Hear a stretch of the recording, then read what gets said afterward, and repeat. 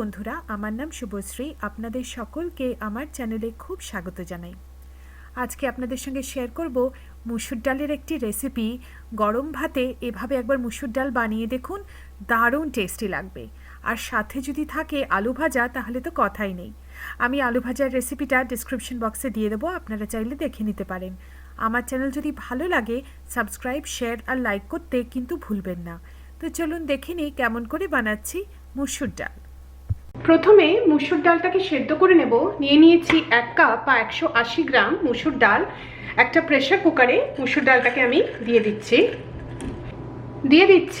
3 cup জল। 1 cup মুসুর ডালের জন্য আমি 3 কাপ জল ব্যবহার করছি।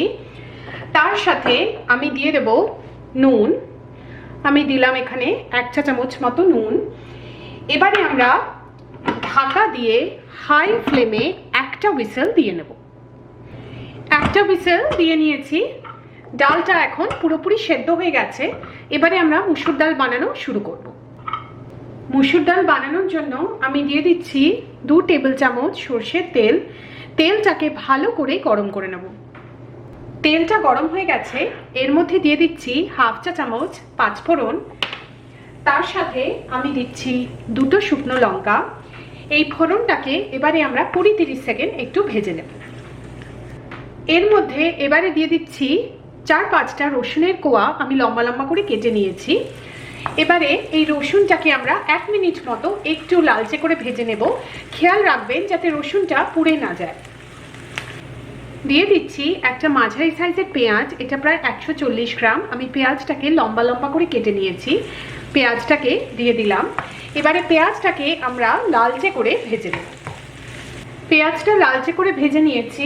এর মধ্যে এবারে 1/2 চা চামচ হলুদ গুঁড়ো দিয়ে দেবো।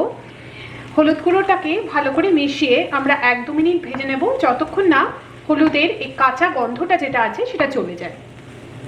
এর মধ্যে এবারে মুসুর ডাল, যেটাকে আমরা সেদ্ধ করে নিয়েছিলাম প্রেসার কুকারে, সেটা পুরোটা দিয়ে দেবো।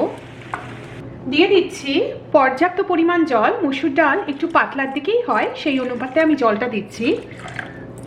দিয়ে দিচ্ছি নুন স্বাদ মতো।